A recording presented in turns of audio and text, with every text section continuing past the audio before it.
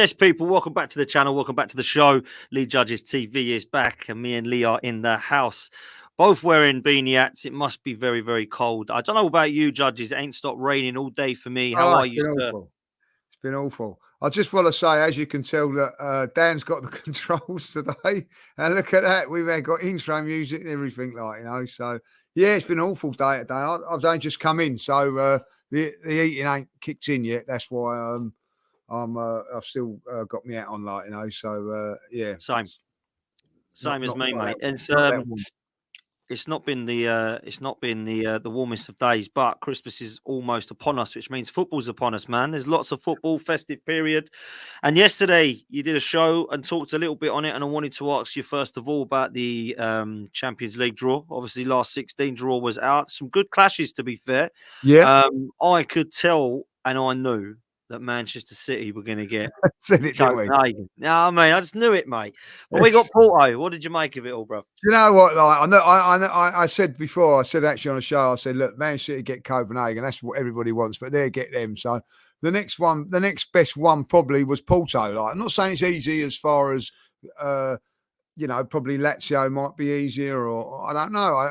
On that, I just think that Porto's a better place to go. Italy's a bit hostile and whatever. So from a personal point of view, if I was to pick and choose, it would have been Porto, if I'll be really honest. Copenhagen's a lot dearer than the average beer. So Porto's quite nice.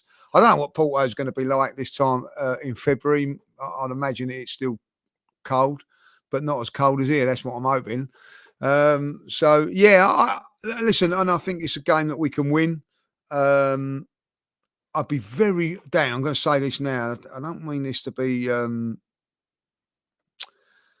controversial, I suppose, really, but if we was to go out in this round, I would be very, very annoyed because we haven't really played any of the big guns in the Champions League. Do you know what I'm saying? The group was pretty comfortable.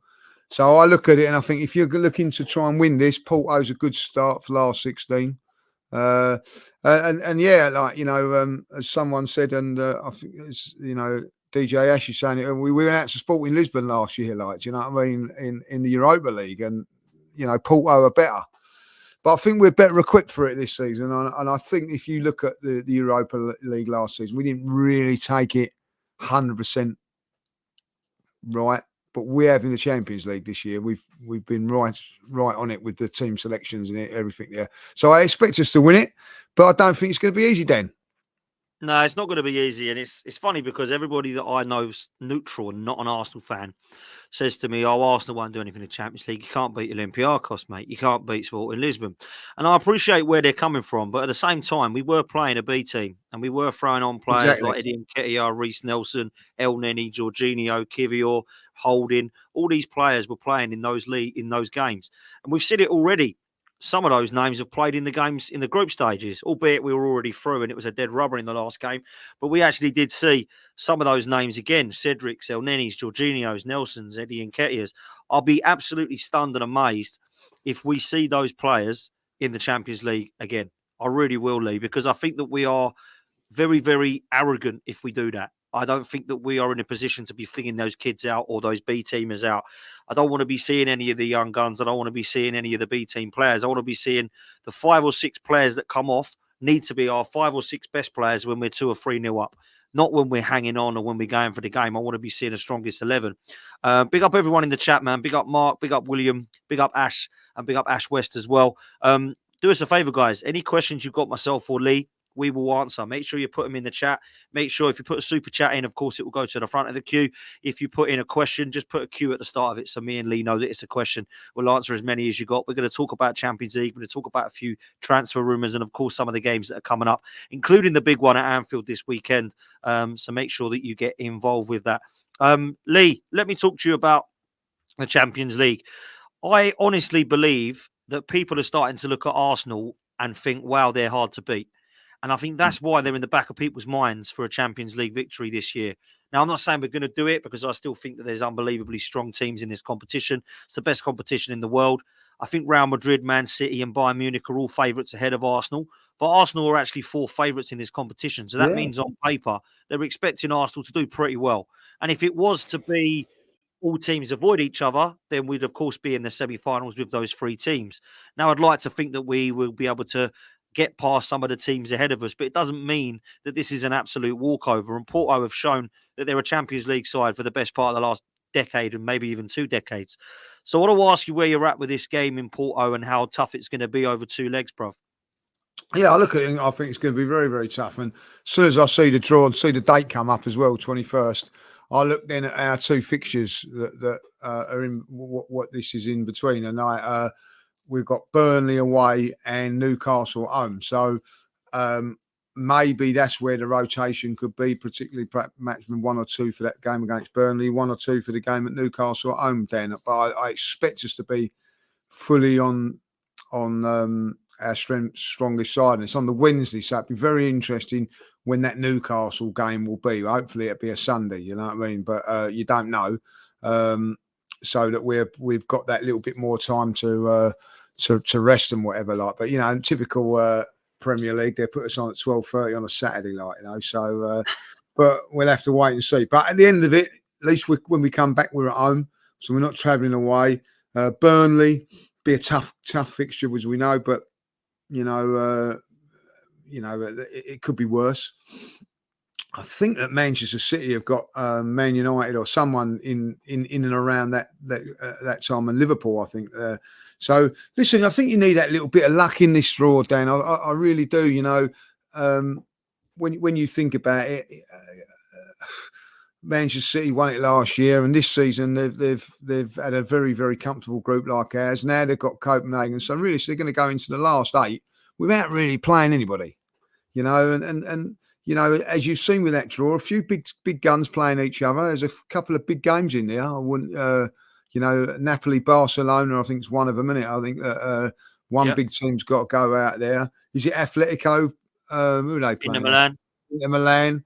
And PSG have got Sociedad, I think. Was it Sociedad they got? I think it was.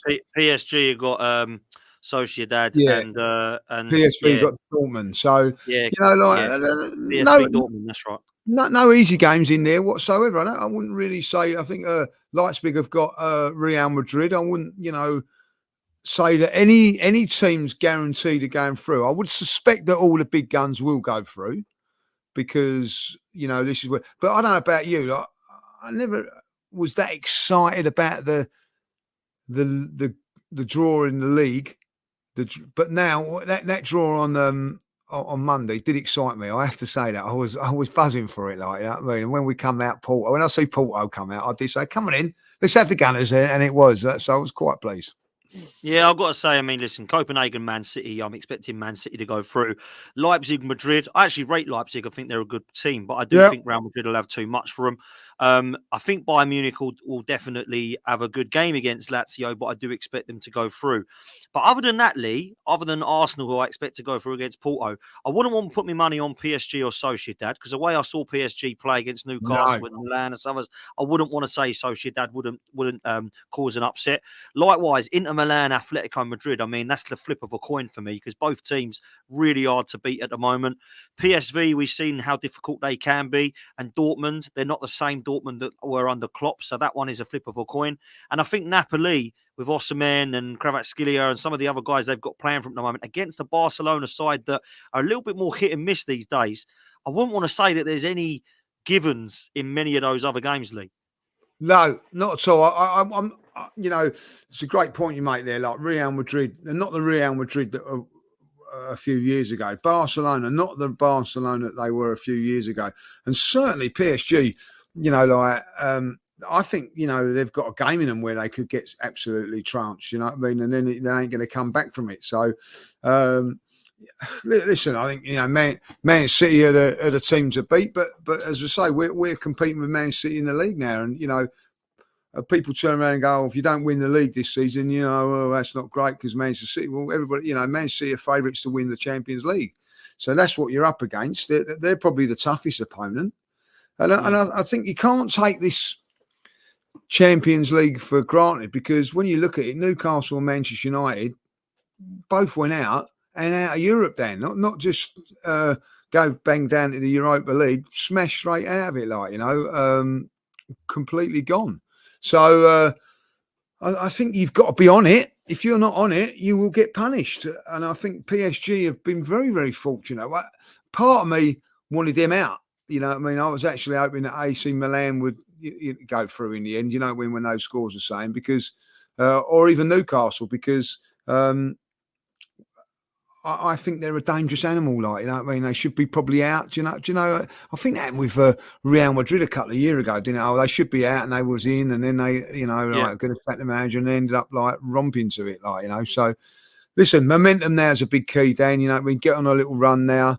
I don't really look at it too much because there's a transfer window before these games take place. So other teams, you know, PSG, for instance, could strengthen and make changes, and so can other teams. So it'd be interesting to see what happens. But for me, I think that there's some intriguing sides there to look forward to. Like, you know, do you know, like, I'll certainly be watching them this time around now, because it is a knockout stage, and I don't think that you could say, right, Real Madrid are definitely going to go for it, 100%. You know, put all your money on it, like, you know what I mean. Like Napoli, Barcelona, now that's a flick of a coin for me, Dan. I'm not going to say that. I'll probably stick my neck out and say maybe Barcelona, but I'm not seeing that much of Barcelona this season or Napoli. So, but you know, just looking on results, you wouldn't go too much on it. The only team that I would say is put into the next round guarantee is Man City. Yeah, I'm with you. And Mark is exactly the same. Says City of the only given, which I agree with. Listen, I'm going to chuck a few of these questions up in a minute, but I've got a Wolves fan cast, a big fan of the channel. Got Little Dan and Richard Hobbs over on my channel, always on there as well. So big up to Wolves fan cast. They've said historically it looks a weak Champions League this year. There's proper top-notch teams in it, and you look at Girona and Frankfurt in the respective leagues. There's no walkovers left in the Champions League. And another comment from Wolves Fancast, which hopefully will put us in a good mood, says the Wolves on the last game of the season have played the team that have finished second 3 out of the last 4 years. This year, we're back at Liverpool. It's yours to lose, Gunas. Let's hope that there's some omen in that. That's coincidence, isn't it? Like, That did you is see that Kai Havertz coincidence thing as well? Go on. Well, I can't remember what it was, but it said all the things about Kai Havertz when in his first season at Chelsea. They won the Community Shield at Wembley. He done this and he done that, and it coincides with they won their group in the Champions League. Their last game was 1-1, and all of those things, and it's all. They got knocked out of the League Cup in the first round by a London club. Arsenal got knocked out by a club in that. It's very, very wow, weird, very, very weird. Like, you know, so wow. you know, I know it's just coincidence, but yeah, like, you know, that'd be good if that can happen there. Talking about Wolves, looks like their old manager's going to be in Nottingham Forest manager. Forest, yeah, absolutely, it does, and it's. I don't know about that one personally. I don't know if it's a good move or a bad move or what it is really, but I don't know. I don't think they're in a position for us at the moment. They need to pull the plug, but some people say that they, you know, they need to.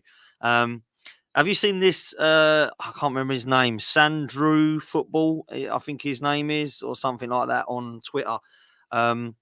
He has predicted the last 10 Champions League teams correct.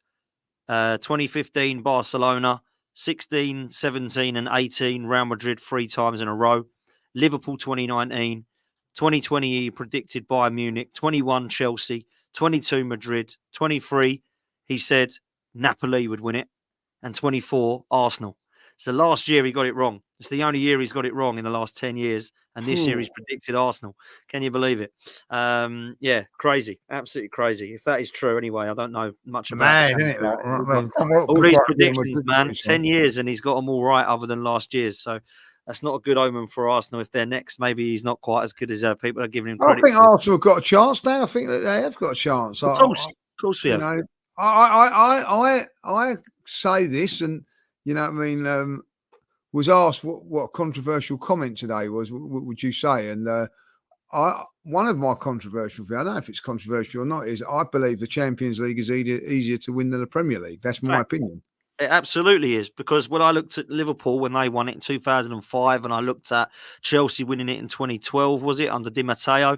They were both like miles off the league. So Yeah, for me, you have to be consistent over 38 games in the Premier League. That's very, very hard to do. But in the Champions League, it's a knockout. It's a knockout. So of course it's easier. And I was asked on AFTV the other day, what would you prefer this year?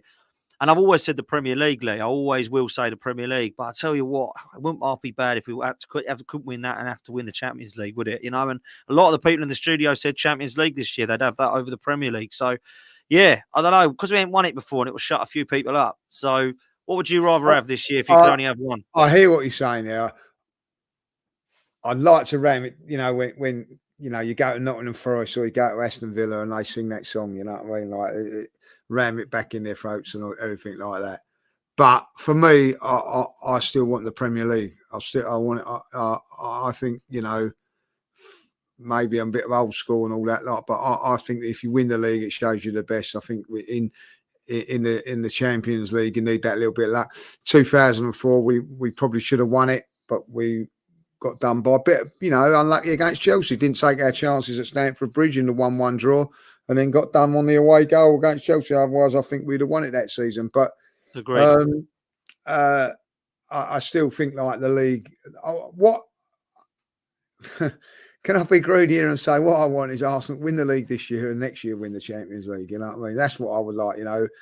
Prove it like that sort of way. But listen, it would be nice, wouldn't it? It would be nice. Well, listen, Mark said here, if we can stay injury free, there's no reason why we can't challenge all the way in both the Premier League and the Champions League this season. And we'll see. We'll see how we can do that. Listen, there's a couple of questions I've got here that I'm going to be talking about. I'm going to throw this one up from Scott. Big up, Scott. It says the Champions League. We've got the taste for it now. Let's get Toney in. But will Mikel actually want anyone? Is he going to say that he doesn't need anyone? And this is what we'll lead on to. There's some links with Ivan Toney. There's been links with Inacio, who's a Sporting Lisbon centre-back and centre midfielder, who, to be fair, is apparently can play a bit more of a John Stones type role.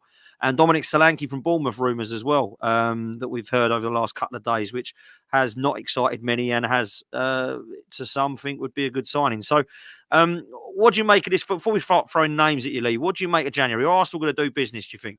I think they will do. And I'll be shocked if Mikel said he don't want no one.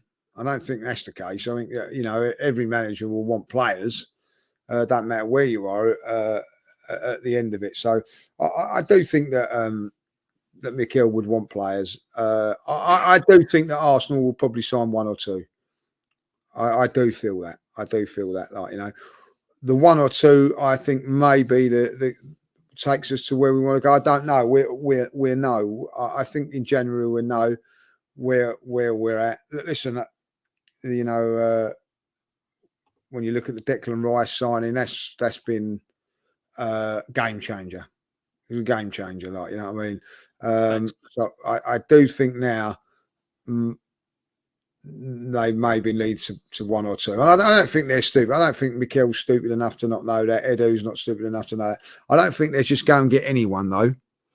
I think they'll have to be the ones that they want. And if the ones that they want become available, I think that then they'll do some business here, 100%. No, likewise, listen, I think we are going to get one or two in. I don't know where we stand with financial fair play. I still don't know how true that is about the David Raya stuff, and that's why we did that dodgy deal to try and get us within FFP. So it might be that we have to sell. If we want to buy, there's names such as Eddie Nketiah, Ramsdale, Nelson, obviously Thomas Partey as well is another one that people might look at selling. Let's go to this next one, which is from Vertic, which says this is your option, Lee. You've got Ivan Toney and Paulinho from Fulham in January, but you lose Thomas Partey and Eddie Nketiah in that. Or you can wait until the summer and get Osimhen and Douglas Luiz. What would you prefer? That's a good question, Well, I'm for the here and now.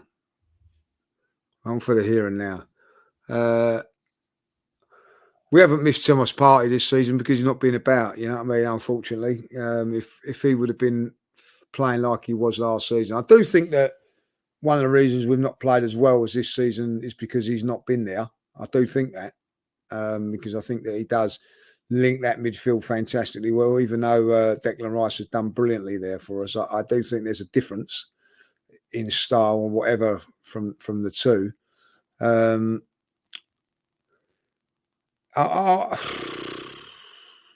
It's a tough one because Douglas Luiz is a good player, but listen, I think it's here and now. Sometimes you've got to go here and now. I'll go for Toney and Paulinho now. Like, yeah, I would do.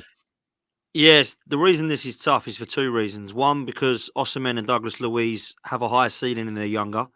Osimhen, he looks unbelievable, but he's more of a risk. I think Toney and Paulinho are two players that are doing it now and that are ready now in the Premier League. They're both at the age of 27, 28, Premiership proven, no risk. They're slot straight in. Paulinho will play that 6. Rice will push into that 8. Toney will play up top, probably ahead of Jesus, if I'm honest, or as well as Jesus, and rotate. So I would do that. And I like Osimhen. I think he'd be a fantastic centre forward for whoever he goes to, and it could be Arsenal still. Douglas Luiz, likewise, I think can play more of a box-to-box midfield role, which I prefer than Paulinho. But I'm not so sure that if we was to get him in, that he'd be cheap. I don't think any of these players are going to be cheap. You know, Osimhen's going to be over 100 million. There's rumours that this new contract he signed means that there's a release clause of over 100 million, reaching closer to 115. Luiz, Aston Villa aren't going to sell him, but if they were, it would be for 80 or 90 million, something crazy like that. Paulinho, Fulham have already said that if people want him in January, he's going to be ridiculous money. We're talking 60 to 80 million for a 28-year-old. And then you've got Ivan Toney, which people are saying Brentford have said that he can go, but it's going to be for 100 million. Well, it's not going to be 100 million, but you're going to be paying a lot of money. So all those names we mentioned there are going to cost a lot, which means for me, if we are having problems with FFP, we're going to have to sell somebody, Lee. We ain't going to be able to go in there now and keep the players that we've got. So if we have to go and get Toney and sell Eddie and Nketiah for 30 to 40 million, if someone wants him for that much, do it. If Thomas Partey and Saudi Arabia want to go and meet each other for 30 million, do it. If Aaron Ramsdale has to go and we have to get in a backup goalkeeper for a couple of million for the rest of the season, we're going to get 50 million. You've got to accept it because Ramsdale is no longer in the plans of Arteta. And then you start to look at the money we've got to go and buy a couple of these players in. So it could be a busy January. And I think it might have to be, Lee, if we want to go up and get, you know, to the likes of Manchester City. Let's take a look at this next one here from Carl, who says, do you know anything about Victor Gyökeres? I've seen it all over social media that fans want him. I'm a bit worried about someone who's just proved it in the Championship and Portugal, but I don't know him. Now, this was the lad who was at Coventry City last year. Yes. Lee, yes. He was very, very good in the Championship. Very, very good. And he went to Sporting Lisbon. Different type of player, target man, very tall, very quick, very strong. And is doing well over in Sporting Lisbon. Is that a type potential target that if Toney is too expensive, then we could look at something like him, do you think? 100%. Somebody like him. I watched him a lot at Coventry last season, fun enough, in the Championship. Very, very impressive. Mobile, can score goals. Not easy in the Championship. People go, oh, in the Championship's not. Many a good player come from the Championship and, like, you know, gone on. So I think that he's done a very, very good thing going over to Portugal, but got a banging goals here, which he has done. I was impressed with him, like, you know what I mean? He's not going to be one of those signings that is going to excite everybody, but at the end of the day, he certainly does what's on the tin, and he will score goals, and he's a different sort of a player to what we've got. Yeah, I mean, listen, I think sometimes what I'm getting a bit annoyed with, or not annoyed, what I'm getting a little bit downhearted by is the subs we're bringing on. I understand we've got Partey out injured, Timber out injured, Tomiyasu out injured, Vieira's still injured, Smith Rowe's just come back. But it's very like for like at the moment at Arsenal. Yeah. When we're bringing on Eddie, I can tell you what the subs are going to be every game, by the way. Everybody knows them. Eddie's going to come on for Jesus. Trossard's going to come on for Martinelli. It's the same people coming off all the time, by the way. And then in midfield, we might do something if we have to with Jorginho, and one of them will come off. But sometimes Tomiyasu will come on if we've got him fit, and he might take a position of Ben White. Too predictable for one, and too similar. And, you know, Trossard for me is not very similar to Martinelli. He's probably the only one, though. In our style of play, nothing changes. So somebody like Victor Gyökeres or somebody like Vlahovic or somebody like that will definitely give us that target man in the box. And that's why I wanted to see Kai Havertz up there being used as that. And that was why when we saw him score at Brentford and we see him get a couple of goals in now, I think he started to cause a little bit more of a nuisance to himself higher up the pitch, which is what I think we need. And it would be good to see another couple of options. And I still think that we're shortly in a box-to-box midfield position. I think we've only got Declan Rice. Everybody else can either anchor or go and do the business up the top of the field. And I still think that there's potential problems if Saliba was to get injured. So I can see why we're being linked with a right-sided centre-back. I can see why we're being linked with midfielders. And I can certainly see why we've been linked with people up top.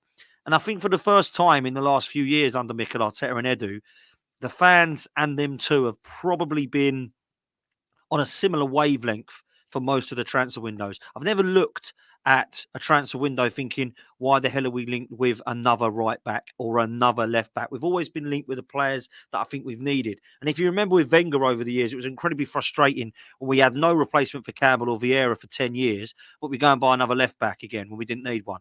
And it's not been like that for me under with Edu and Arteta. So we've sort of seen where's needed. Now, we've still been short, in my opinion, but whenever we have been linked with someone, I've never scratched my head thinking, why are we going for him? We don't need one. We've already got 3 or we've already got 2. So I think now we're starting to see that come into play a little bit more. But Taib wanted to ask a question, Lee. How many players do you think Arsenal will sign in the January transfer window? I think they're signed 2. I think we need to. I think depending on Tomiyasu's injury, if it is longer than what they suspect, because I do think that if Tommy could come in and do a job at central defence for a couple of games, not saying long term, but I think for a couple of games he could do it, or he could go right back and Ben White could do it for a couple of games, not long term, but I do think that maybe I think that if someone comes up in that central defensive area available, I think that then will go, they'll definitely do that.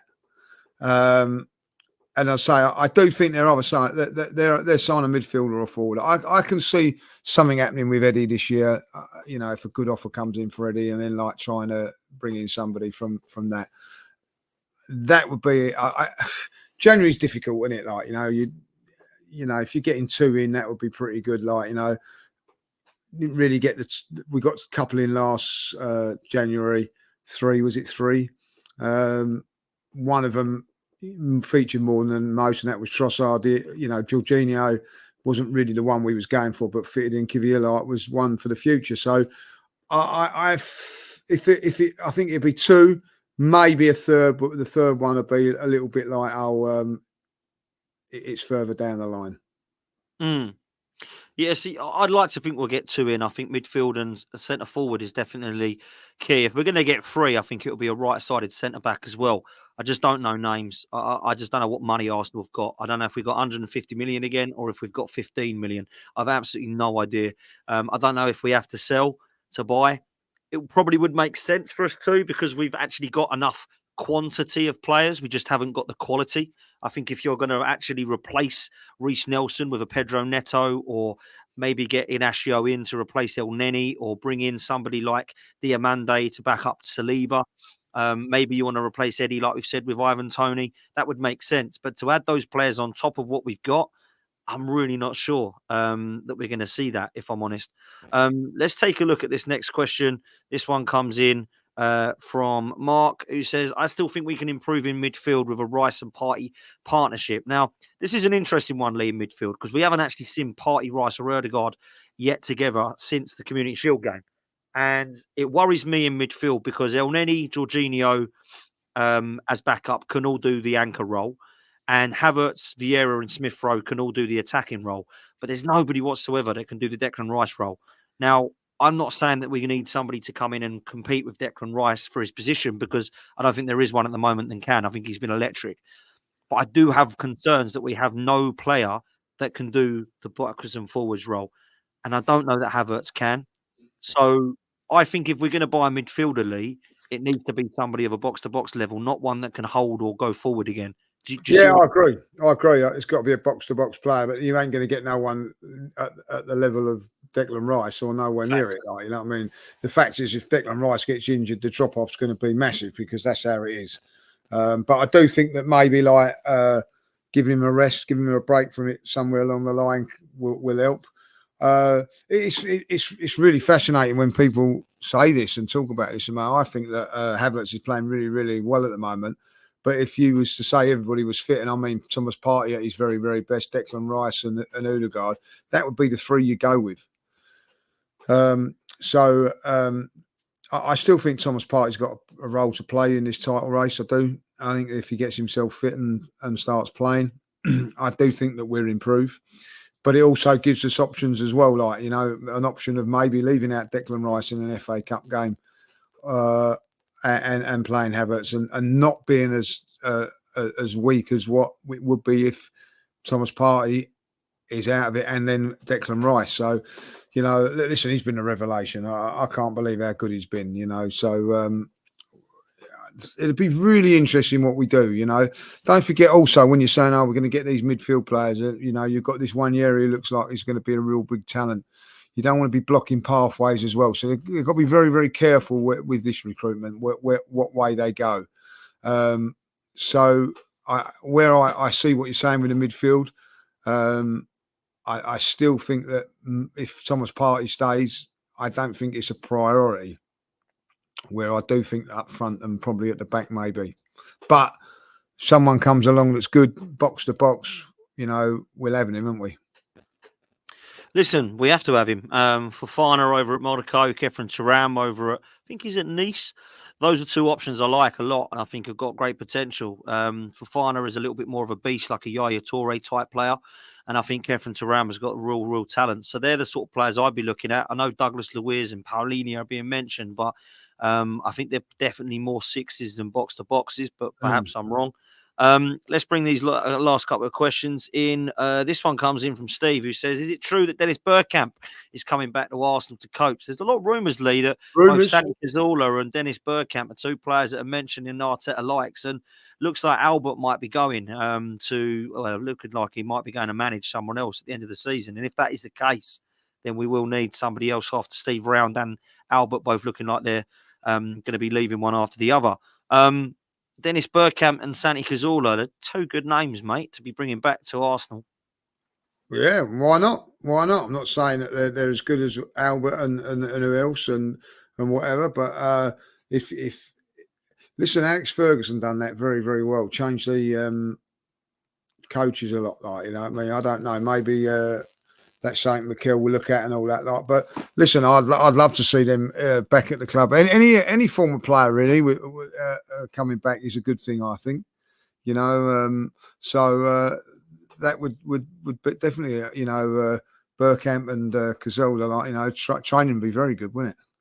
Cool. I bet they can both play Neil Still now and put the shirt on, mate. They're unbelievable, aren't they? Let's be real. Let's take a few more of these. This one comes in from Bejon, who says, do you see Smith Rowe coming back in? This is a worry, isn't it, Lee? This was his big year for me, Smith Rowe, to come in and try and win his place back. And he's just not been fit enough again, has he? No. Gets himself fit, stays fit. Then he's got to take his opportunities. I do see that there is places for him in the team. Maybe not a starter, I don't know, but like, you know, he's a talent. He's a talent, you know what I mean? So, and I do see that he could play still. You know, we just haven't seen enough of him, Dan, and we've just got to see him get fit and hopefully take his chance. The thing is for him now is that the game time is going to be limited. Where in the beginning of the first bit of the season, you've got the League Cup, the Champions League group stages, you can sort of rest a little bit and rotate over these next few games. Maybe you can rotate, but not as much as before. Like, you know, it's going to be like this. So I think Manchester City do well now because it's the same 11 going at it all the time. You know, so I don't know. Difficult one, man. Listen, I really like the kid, and I think he can play in a few positions. I think he gives 110 when he comes on. I just want to see a run of games now. I really need to see him coming on and being the guy that Trossard has been, which is the guy that first gets the nod.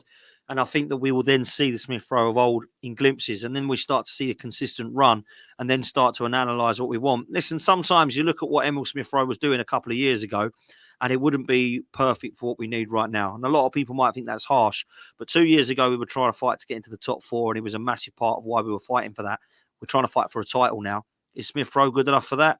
He hasn't been able to prove it yet because of his lack of fitness. And I think that we've definitely seen a talent there, because for me, what Jack Grealish was doing at Smith Rowe's age was very, very similar. And look at what he's doing now.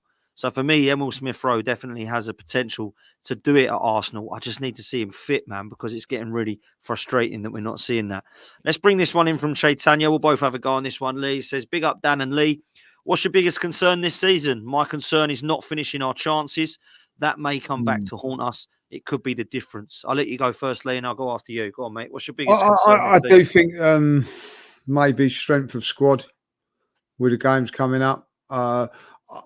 I do think I fancy us to win the league more this season than I did last season. I was never that confident we was going to win the league last season, and I think that we probably played the better football last season.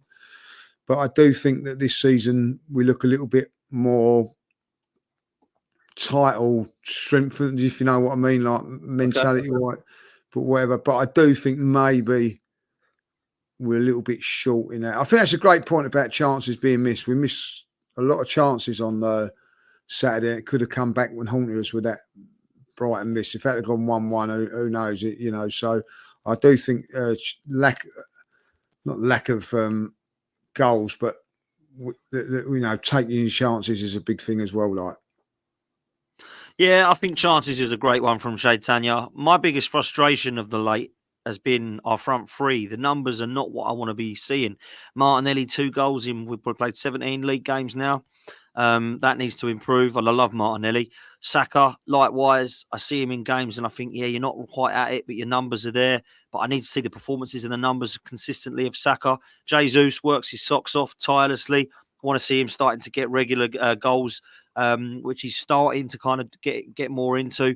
And Ødegaard, I need him to shoot more, man. I thought he'd run the game at the weekend, but he just doesn't want to shoot. He wants to score the perfect goal all the time. So that's what I want to see from my front four. But my biggest concern, because that's my biggest frustration, my biggest concern is lack of strength in depth. I just don't think we've done enough. You know, I said that in January and in the summer we were left short, and I think that we've been left short again in January would just be frustrating as ever, if I'm honest. I really feel, Lee, like we are 4 or 5 players away from competing with what we need at Man City, not 1 or 2 like people think. And I do think that 1 or 2 could be potentially coming in January. But for me, it's about who doesn't get injured, you know. And if you could say to me now, which 2 players do you not want to get injured? I think Saliba, Rice and Gabriel have been absolutely key. And we can't lose any of those 3, really, for me. I think we can just about get away with a couple of the others. Saka would probably be next on the list that you don't want to lose. But I don't know, man. I can't see Saliba go down because when I do, I worry. I don't think Kivior can play right centre-back. I don't think Ben White in the middle is quite the same. I don't think that Tomiyasu in the middle is quite the same. And you're kind of shifting a right back over and getting to the right centre-back and playing your backup right back again. So I can't see Saliba going. That's my biggest concern really, is that we haven't got cover and strength in depth for those positions. Let's bring this up from Tucky. I'll let you have this one, Lee. How much of a threat do you think Aston Villa are? They worry me. Yeah, listen, while they're up there, they worry me. I think they're a little bit like Newcastle last year, one of those teams that surprised us a little bit. It surprised me the way that they were going last season, but I do think that they're probably 1 or 2 short. But listen, sometimes you need that little bit of luck in football. They looked dead and buried against Brentford, and then the sending off changed the game. So it'd be really interesting to see how they go for these next few games now, because they've been going under the radar a little bit. But like Friday night, it's all on them, you know, to go top of the league, the pressure of that. But I've been impressed with them, I have to say, like, you know, very, very impressed. But I do think that they're not quite as good as Arsenal and Manchester City and Liverpool. I agree with that last part. I don't think they're quite up there with the other 3 that I believe are in a genuine title race, which are Liverpool, Arsenal and City. What I will say, though, is if Aston Villa can add 2 or 3 in January, then they could be. They lose Emi Martinez. I don't think they've got a replacement. They've definitely not got a Matty Cash replacement. And Matty Cash, to be fair to him, probably needs upgrading at right back. I think up top, Ollie Watkins is literally their only striker. They've got John Duran, who's a young kid otherwise. And maybe they're a winger short. I like Bailey and Diaby, but other than that, I think they're struggling. They might have to put one of the others out there, like McGinn or Ramsey. So if they were to get those positions filled, I honestly believe their squad is a lot stronger than people think. And I think that Aston Villa could do very, very well. I mean, Mum's in the chat saying that Steve Cooper has gone. So it looks like... that is a breaking news. Cooper sacked from Nottingham Forest. So your mum is correct. There we go. So it looks like Nuno Espirito Santo is going to be the next Nottingham Forest manager. Whether that's a good or bad thing, we shall see. This next one is coming in from Ash, which was one of the first ones, which leads us on nicely to Anfield. A lot of people have said, Lee, that if we beat Liverpool, we are to be considered title challengers. What do you think? Some have even said beat Liverpool, and they think that the mentality shift will be enough for us to actually go on and win the league. This is massive, bruv, isn't it? Massive. Yeah, massive. I don't say that. Listen, if we go and win the league, if we win at Liverpool, it doesn't mean to say you're going to win the league because you can go and lose the next 5 games. But if you lose it, I think it puts a little bit of a question mark over us. It really does. It does not massively, but it will do. I think that this is a game where Arsenal got to go up there and show if you're true tight. Do you remember a few years ago when Leicester won it? They went to Man City and won. Yeah. And then Chelsea were up there for the title one time. Went to Man City and beat them. And I remember thinking, wow, they've got to be taken seriously. You know, then I didn't say they was going to win it, but that was my fault. Whoa, they've got to be taken seriously. That's what's got to happen with us. If we go up there, beat them, people will go, oh, Arsenal are the real deal. You know what I mean? And that's something that we need to. I think we need to do that, Dan. I think we need to make a statement win. Under pressure, go and get one of those big games. And we've done that, you know, all the time when we won the league. I remember going up there. Do you remember that Robert Perez got that wonder goal in the unbeaten Yeah, run? Unbelievable. Went there a couple of seasons before that. Had Van Bronckhorst sent off, and we still went there and won the game. You know, 2-1, hanging on at the end. But those sort of things, we need a game and a performance like that. Yeah, facts. This one comes in from Carl. I'll take this one. Says, do you agree that this is one of the best times to play Liverpool? They're just 1 point behind us, but I believe they're much more vulnerable than the prime Jurgen Klopp sides. Listen, I think this is a good time to play them because they've just come off the back of a disappointing draw at against Manchester United at home. Now, some people might look at that differently and think that's a bad time to play because they won't want to drop more points against a big side like Arsenal. But I actually disagree because I think that we have now found out that we can go there and we can get something. Now, we know we got something last year, and I do want 3 points. I'm not going to say that I want to try and get out there, just take a point and go, because I think we can do it. I think this game is going to be very interesting for a couple of reasons. One, attacking-wise, although they didn't show it at the weekend with 34 shots and no goals, they have got a lethal attack when they want to. When their big boys show up, they are a brilliant side and they can score goals. But I would say that in their midfield, we can dominate it, and defensively, we're better than them. And I think that with Gabriel, Saliba and Rice, like I've mentioned, playing to the level that they are, I think we've always got a chance now against big sides away from home, as well as when they come to the Emirates, because they actually do compete with them physically, and they do show that we can go and be hard to beat and break down. And that's why I think that we can take 3 points. But, and it comes back to Chaitanya's point and question a minute ago, we need to be clinical, mate. We need to finish the chances. You know, you can't have that Saka, Martinelli, Jesus coming through, Erdegaard going through, not shooting, not taking our chances, missing, scuffing, going wide, trying to score the perfect goal. We just got to take it and bury it. And that's what you got to do against big sides like that. So I'll ask you, Lee. Last time we won was 2012, apparently. Santi Cazorla and Podolski were the two that scored. What's your thoughts going into this one? Do you think I do think we've got a good chance. I do think that we're, you know, Liverpool are a good side, but they're not as good as what people are saying that they are. That, you know, there's a vulnerability there. We've got to expose that vulnerability. Like, you know, the one thing I will say, we was 10 times better than them last season. We still didn't beat them. So that's how difficult this game is. You know, was 2-0 up against them, playing some of the best football I've seen us play, and they still dug in and still got a result. So for that reason, you know, you've just got to go up there and be at your very, very best. Can't afford to do what we did against Aston Villa, you know, be sloppy on one defensive part and then not take our chances.